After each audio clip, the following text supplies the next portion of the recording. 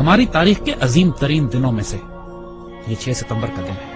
اگر آپ صرف اس دن کی صبح وہ تقریر سن لیجئے جو ایوب خان نے کی تھی، ریڈیو پاکستان پر وہ تقریر کی گئی کہ لا الہ الا اللہ کے ماننے والوں پر ہندوستان نے حملہ کر دیا، میرے قوم کے ہم وطنوں جنگ شروع ہو چکی ہے، اٹھو اور دشمن پر ٹوٹ پڑو۔ پاکستان کی پوری قوم نعرہ تکبیر لگاتی ہوئی سڑکوں پر نکل رہی تھی۔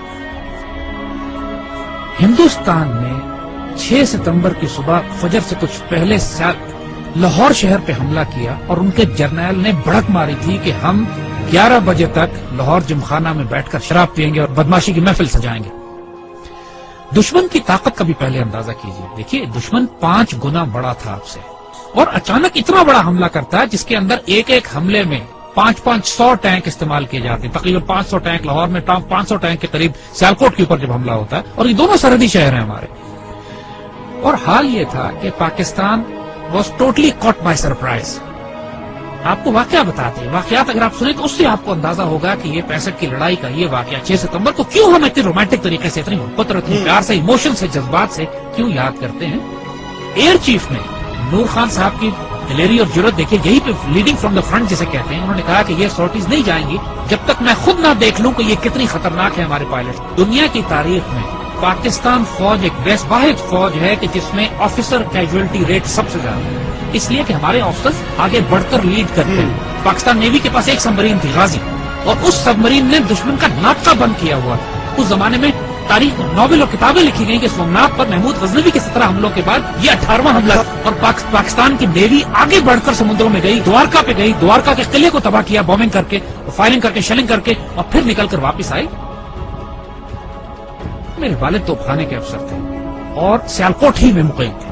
سیالکوٹ سیکٹر پہ بالکل سرحد پہ ہمارا گھر تھا میرے، اور جب یہ جنگ شروع ہوتی ہے تو خاندانوں کو، عورتوں کو، بچوں کو وہاں سے نکلنا پڑا، تو اس میں ہماری والدہ ہمیں لے کر نکلی، اور یہ وہ وقت تھا کہ جب ہمارے گھر کے آس پاس توپیں لگی ہوئی تھی اور پاکستان کی فوج جوابی حملہ شروع کر رہی تھی سیالکوٹ سیکٹر پہ دشمن کے خلاف۔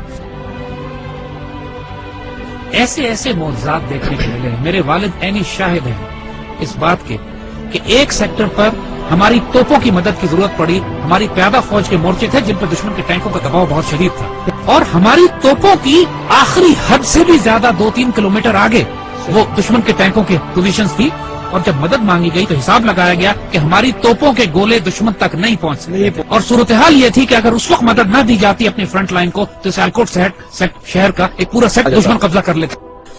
اللہ کے توکل پر یقین کریں، افسروں کی آنکھوں میں آنسو آ گئے، انہوں نے اللہ کے بھروسے پہ، اللہ کے آسرے پہ کر کے دشمن کی طرف توپوں کا منہ کر کے فائر کیا ہے، اور ناقابل یقین بات ہے کہ گولہ تقریباً 2.5-3 منٹ لیتا ہے فائر ہونے کے بعد توپ کا اپنی منزل پہ پہنچتے ہوئے۔ 3 منٹ کے بعد وائرلیس پہ ہماری جو آگے ہمارے مورچے تھے وہاں سے نعرے تکبیر کی آوازیں آنے لگی کہ دشمن کے توپیں ٹھیک ٹینکوں کے بیچ میں گر رہے تھے، جو کہ ہماری توپ کی آخری حد سے بھی کئی کلومیٹر آگے تھا۔ نہ اس سے پہلے کبھی توپ نے اتنا دور فائر کیا، نہ اس کے بعد کبھی اتنا دور فائر کیا۔ اس موقع پر جب ضرورت تھی تو اللہ کی طرف سے تائید آئی۔ ہزاروں واقعات ایسے ہیں، یہ باتیں بزرگوں نے کتابوں میں بھی لکھی ہیں۔ آپ ممتاز مفتی کی کتابیں اٹھا کے دیکھ لیجئے، الک نگری دیکھیے، تلاش دیکھیے، اخبار میں اس زمانے کے تمام واقعات یہ چھپے ہیں۔ جب 65 کی لڑائی شروع ہوئی، ممتاز مفتی اپنی کتابوں میں لکھتے ہیں کہ مسجد نبوی شریف میں اللہ کے بندوں نے حضور صلی اللہ علیہ وسلم کی زیارت فرمائی اور دیکھا کہ حضور جنگی لباس میں اصحاب بدر کے شہداء کے ساتھ پاکستان کے دفاع کے لیے تشریف لے جا رہے ہیں کہ پاکستان پہ حملہ ہوا ہے، ہم نے اس کا دفاع کرنا ہے۔ اور یہ باتیں ممتاز مفتی نے لکھی ہیں، کتابوں میں چھپی ہیں، اخباروں میں چھپی ہیں، یہ باتیں اپنی طرف سے ہم نہیں بنا رہے۔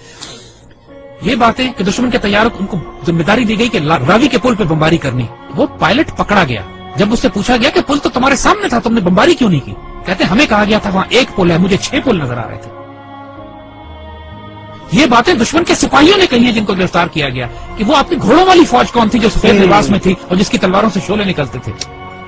یہ دشمن کے پائلٹس نے یہ باتیں کہی ہیں کہ ہم بم گراتے تھے، 35-40 کے قریب بم پنڈی پہ گرے، صرف 5 بم پھٹے، وہ بھی ویرانے میں، باقی بم پھٹے نہیں۔ بزرگ کہتے ہیں کہ فضائے بدر پیدا کرو تو ملائکہ آج بھی مدد کے لیے نازل ہوں گے۔ جنگ بدر پہ ہوا تھا نا ایسا، لیکن اللہ تعالیٰ قرآن میں فرماتا ہے کہ میں نے پھر 1000 ملائکہ نازل کیے، اور یہ بات صرف 1400 سال پہلے پہ محدود نہیں ہے۔ جب بھی مسلمان اللہ رسول کے نام پر کھڑے ہوں گے اس پاک سرزمین کی حفاظت کے لیے تو اللہ کی تائید و نصرت آئے گی۔ 65 سب سے خوبصورت مثال ہے ہمارے لیے۔ ہم ایک واقعہ سناتے ہیں کہ جو ہمارے بچوں نے کسی کتاب میں نہیں پڑھا ہوگا۔ جب لاہور پر حملہ کیا انڈین ڈویژنز نے تو انڈین جرنیل اپنے سپاہیوں کو یہ حوصلہ بڑھانے کے لیے کہہ رہے تھے کہ لاہور اب صرف 3 میل 4 میل دور رہ گیا، بس تمہاری آنکھوں کے سامنے تھوڑا سا آگے بڑھو اور لاہور تمہارے قبضے میں۔ مزاحمت شدید ہو رہی تھی اور پاکستان کے جوانوں نے اپنے آپ کو دشمن کے ٹینکوں کے سامنے ڈال دیا تھا روکنے کے لیے۔ اس کیفیت میں لاہور تقریباً 14 میل دور تھا۔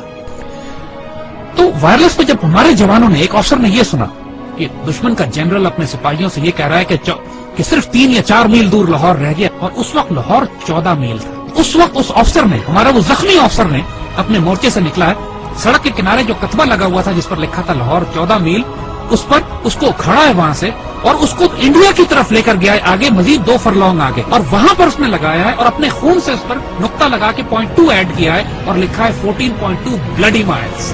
14.2 بلڈی مائلز تھا لاہور، دشمن اس کو پار نہیں کر سکا۔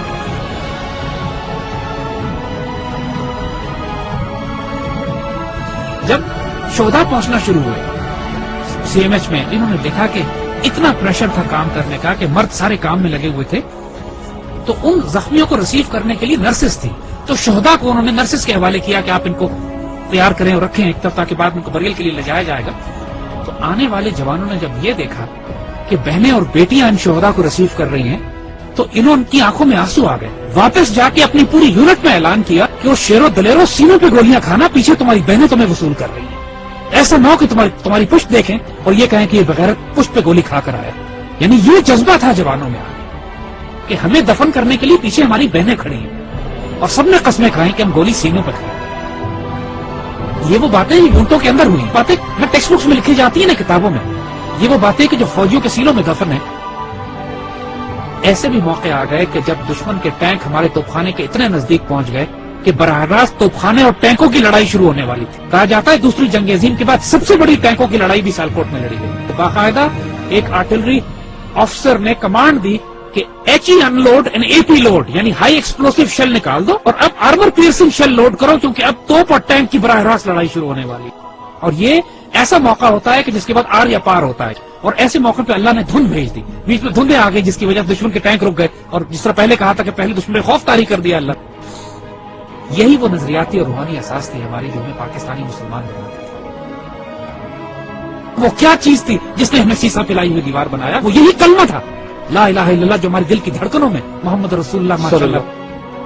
اور آج جو 10,000 بچے اور افسر جوان ہمارے شہید ہوئے ہیں پاکستان کے دفاع میں، کشمیر سے لے کر وزیرستان میں، فاٹا میں، سوات میں، خوبصورت ترین بیٹے، ہماری مٹی کا نمک، 21، 22، 24 سال کے، 25، 26 سال کے خوبصورت جوان، اپنے جب چھوٹے بچوں کو چھوڑ کر، والدین کو چھوڑ کر، بیویوں کو چھوڑ کر، جنہوں نے شہادتیں دی ہیں اور خواہش کر کے اپنے آپ کو والنٹیئر کر کے شہید ہوئے ہیں۔ بہت بھاری قربانیوں کے بعد یہ پاکستان آپ کے حوالے کیا جائے۔ اس پرچم کو گرنے نہ دیں، اس پرچم پہ سب کچھ قربان کریں۔ اس کی مٹی میں تمہارا خون شامل ہو گیا نا، 2 جہانوں میں خوش نصیب ہو جاؤ گے۔ اس مٹی کو چھوڑ کر چلے گئے بد نصیب ہو جاؤ گے۔